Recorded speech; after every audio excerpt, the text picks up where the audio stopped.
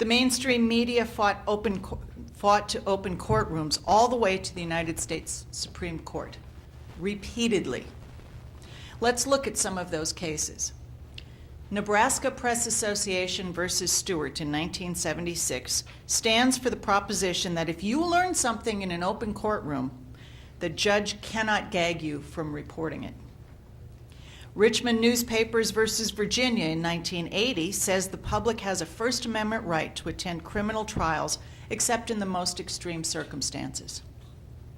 The two Press Enterprise versus Riverside cases in California in the mid-1980s stand for the proposition that the public cannot be kicked out of pretrial hearings or jury selection.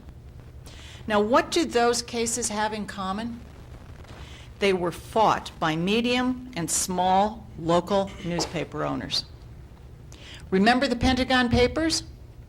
The New York Times and the Washington Post led the effort in 1970 to make clear that except in the most extreme circumstances, government may not censor information via a prior restraint on the press or of speech.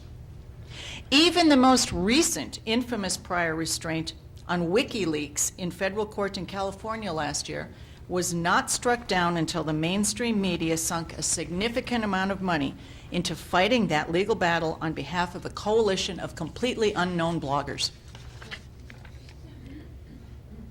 The sixth example, the mainstream media has been heavily involved in efforts to protect whistleblowers and other confidential sources through state and federal shield laws and whistleblower protections. In fact, it's the media in Texas that today, God love them, knock on wood, Texas has a shield law that's going to the governor today.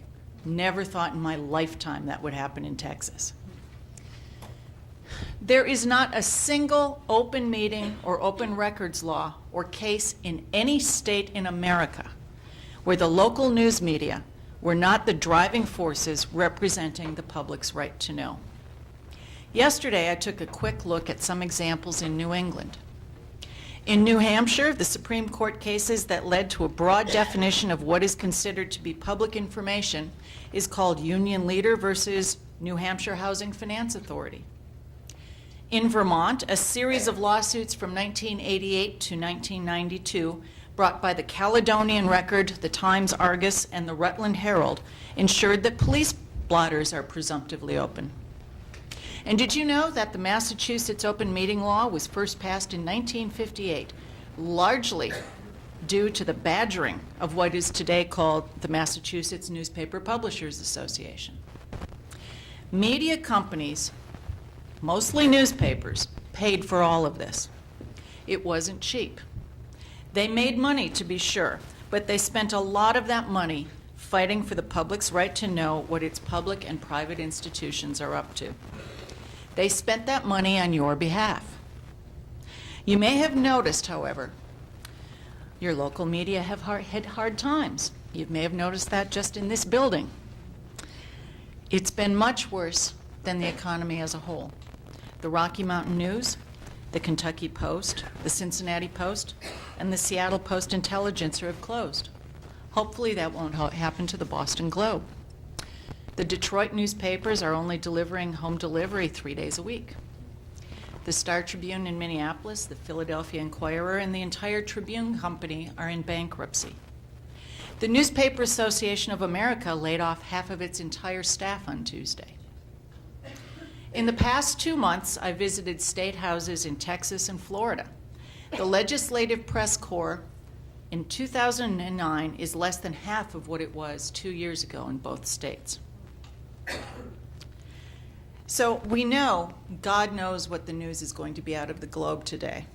But the people in the corridors of this building have to be very, very scared. And so am I.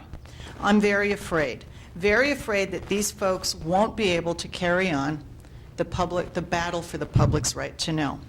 You know, I'd give almost anything to have that big badass Knight Ridder Washington Bureau back. They were doing what it took to go out there and find out what really happened in Iraq at the beginning of the war. They were out there fighting far ahead of the game. They launched a federal FOIA battle right off the bat early on in the war on terror to find out how we've been treating our wounded veterans. I'd give anything to have Copley newspapers in San Diego back on the scene. They closed down about a month ago. Last year, they fought hard to open a federal criminal case that hid, not just hid a little bit, hid the entire prosecution of a main figure in the Duke Cunningham case. Earlier this week, we asked about a dozen media lawyers that we work with regularly whether they've noticed a decline in the ability of media companies to go after public records. Here's what one of them in the Midwest said, and I'm not going to identify him because he's afraid his loyal clients will be a little ticked off. Without doubt, news organizations are prosecuting fewer enforcement actions under our state's Open Meetings and Public Records Acts. What's worse, increasingly, state and local public officials know they can withhold information and access with less risk of getting called on the question by once aggressive newspapers and broadcasters. In the last 12 months, we have been consulted just as frequently about denials of access.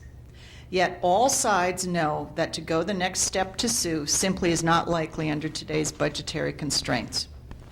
First, because our newsrooms no longer have access to staff or corporate counsel, journalists must engage outside counsel for advice and to prosecute access cases.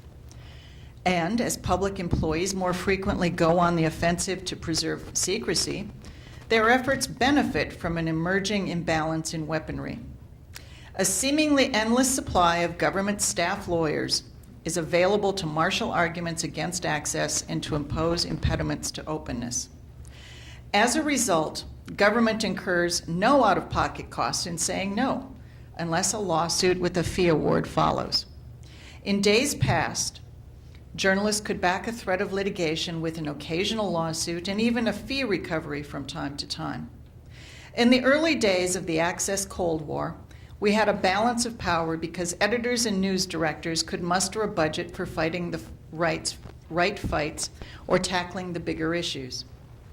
That balance is rapidly eroding with shrinking media revenues, audience, and staff.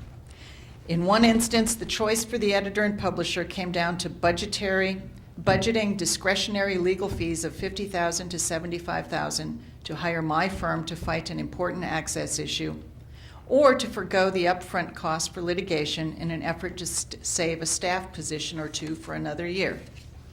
Rightly so, the money was placed toward job retention. But surely there are greater societal costs. First, access in that instance was lost.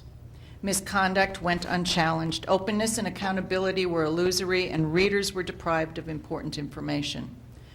Longer term, without the press serving as the enforcement arm for the Sunshine Laws, more government officials will deny access with impunity, especially because government seldom enforces the access laws against public officials who violate them. Now, who will suffer when these mainstream media companies no longer launch these battles? We all will. Because those folks that in my office we often refer to as jammy surfers, the independent volunteer reporters who work from their basements late at night and have no real training in collecting and reporting news, also don't have any money. They're not getting paid, remember?